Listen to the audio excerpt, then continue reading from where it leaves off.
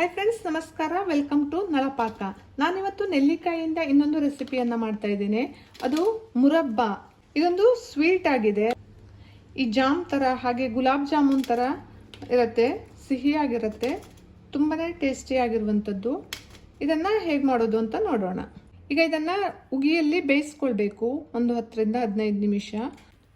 ಮುರಬ್ಬಾವನ್ನು ಮಾಡೋದಕ್ಕೆ ಮೊದಲಿಗೆ ನೆಲ್ಲಿಕಾಯಿಯನ್ನು ಬೇಯಿಸ್ಕೊಳ್ಬೇಕು. ಒಂದು ಪಾತ್ರೆಗೆ ನೀರನ್ನು ಹಾಕಿ ಬಿಸಿಗಿಟ್ಕೊಂಡಿದ್ದೇನೆ. ಅದರೊಳಗೆ ಒಂದು ಜಾಲರಿಯಲ್ಲಿ ನೆಲ್ಲಿಕಾಯಿಯನ್ನು ಹಾಕಿ ಅದನ್ನು ಬೇಯಿಸ್ಲಿಕ್ಕೆ ಇಟ್ಕೊಂಡಿದ್ದೇನೆ. ಉಗಿಯಲ್ಲಿ ಬೇಯಬೇಕು. ಅದು ಮುಚ್ಚಳವನ್ನು ಮುಚ್ಚಿ ಒಂದು 10 ರಿಂದ 15 ನಿಮಿಷ ಇದನ್ನು ಬೇಯಿಸ್ಕೊಳ್ತೇನೆ.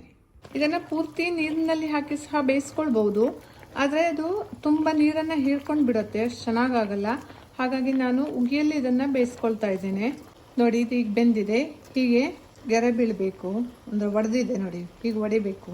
ಈಗ ಇದರ ಬೀಜವನ್ನೆಲ್ಲ ತೆಕ್ಕೊಳ್ಬೇಕು. ನೋಡಿ, ಇದು ಒಡೆದಿರೋದ್ರಿಂದ ಎಷ್ಟು ಈಸಿಯಾಗಿ ಇದರ ಬೀಜವನ್ನು ತೆಗಿಲಿಕ್ಕೆ ಬರುತ್ತೆ ಅಂತ. ತುಂಬ ಚಿಕ್ಕ ಚಿಕ್ಕ ಪೀಸನ್ನು ಮಾಡ್ಕೊಳ್ಬೇಡಿ. ಇದೇ ರೀತಿಯಾಗಿ ಈಗ ಎಲ್ಲ ನೆಲ್ಲಿಕಾಯಲ್ಲಿರುವಂತಹ ಬೀಜವನ್ನೆಲ್ಲ ತೆಕ್ಕೊಳ್ತೇನೆ. ನೋಡಿ, ಪೂರ್ತಿಯಾಗಿ ಬೀಜವನ್ನು ತೆಕ್ಕೊಂಡಿದ್ದೇನೆ. ಎಷ್ಟು ಚೆನ್ನಾಗಿ ಬೀಜವನ್ನು ತೆಗಿಲಿಕ್ಕೆ ಬರುತ್ತೆ ಅಂತ. ಈಗ ಇದು ಪೂರ್ತಿಯಾಗಿ ತಣ್ಣಗಾಗಬೇಕು. ಇದರಲ್ಲಿರುವಂತಹ ನೀರಿನ ಅಂಶ ಸಹ ಸ್ವಲ್ಪ ಆರಬೇಕು. ನೋಡಿ, ಇದು ಈಗ ಪೂರ್ತಿಯಾಗಿ ತಣ್ಣಗಾಗಿದೆ. ಈಗ ಇದನ್ನು ಒಂದು ದಪ್ಪ ತಳದ ಪಾತ್ರೆಗೆ ಹಾಕ್ಕೊಳ್ತೇನೆ.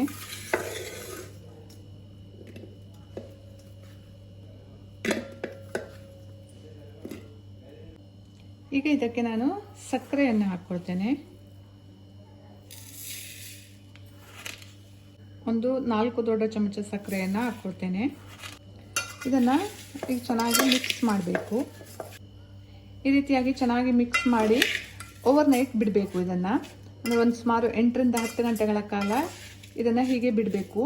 ಆಗ ಇದು ಸಿರಪ್ ಥರ ಬರುತ್ತೆ. ಸಕ್ಕರೆ ಎಲ್ಲ ಇದರಲ್ಲಿ ಕರಗಿ ಇದು ಸಿರಪ್ ಥರ ಆಗುತ್ತೆ. ಆಮೇಲೆ ಅದನ್ನು ಕುದಿಸ್ಲಿಕ್ಕಿದೆ. ಈಗ ಇದನ್ನು ನಾನು ಹೀಗೆ ಒಂದು ಲಿಡ್ಡನ್ನು ಕ್ಲೋಸ್ ಮಾಡಿ ಇಟ್ಬಿಡ್ತೇನೆ. ನೋಡಿ, ನೆಲ್ಲಿಕಾಯಿಗೆ ಸಕ್ಕರೆಯನ್ನು ಹಾಕಿ ನಾನು ಓವರ್ ನೈಟ್ ಇಟ್ಟಿದ್ದೆ. ಈಗ ಇದು ಸಕ್ಕರೆ ಎಲ್ಲ ಕರಗಿ ಜ್ಯೂಸ್ ಥರ ಫಾರ್ಮ್ ಆಗಿದೆ. ಇದನ್ನು ಈಗ ಕುದಿಸ್ಕೊಳ್ಬೇಕು. ಒಂದು ಎಳೆ ಪಾಕ ಬರೋ ತನಕ ಇದನ್ನು ಚೆನ್ನಾಗಿ ಕುದಿಸ್ಕೋಬೇಕು. ಒಂದು ಚಿಟಿಕೆಯಷ್ಟು ಉಪ್ಪನ್ನು ಹಾಕ್ಕೊಳ್ತೇನೆ, ಸೌಳು ಆಗಬಾರ್ದು ಅಂತ ಅಷ್ಟೇ. ಪರಿಮಳಕ್ಕೆ ಸ್ವಲ್ಪ ಏಲಕ್ಕಿ ಪುಡಿಯನ್ನು ಸೇರಿಸ್ಕೊಳ್ತೇನೆ. ನೋಡಿ, ಇದನ್ನು ನೋಡಿದರೆ ಸೇಮ್ ಗುಲಾಬ್ ಜಾಮೂನ್ ಥರನೇ ಕಾಣಿಸುತ್ತೆ.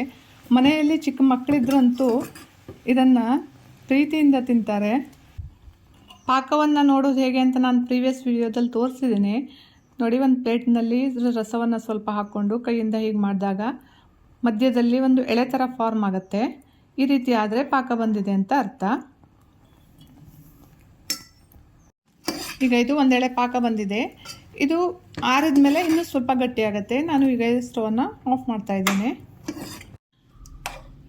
ನೋಡಿ, ಇದನ್ನು ನೀವು ದೋಸೆಯೊಟ್ಟಿಗೆ, ಚಪಾತಿಯೊಟ್ಟಿಗೆ ಎಲ್ಲದರೊಟ್ಟಿಗೂ ತಿನ್ಬೋದು. ತುಂಬಾ ಚೆನ್ನಾಗಿರುತ್ತೆ. ನೋಡಿದ್ರಲ್ಲ ಎಷ್ಟು ಸುಲಭವಾಗಿ ಮುರಬ್ಬಾವನ್ನು ಮನೆಯಲ್ಲೇ ಮಾಡ್ಕೊಳ್ಬೋದು ಅಂತ. ನನ್ನ ಈ ವಿಡಿಯೋ ಇಷ್ಟ ಆದರೆ ಲೈಕ್ ಮಾಡಿ, ಶೇರ್ ಮಾಡಿ, ಕಮೆಂಟ್ ಮಾಡಿ ಹಾಗೂ ಸಬ್ಸ್ಕ್ರೈಬ್ ಮಾಡಿ. Thank you.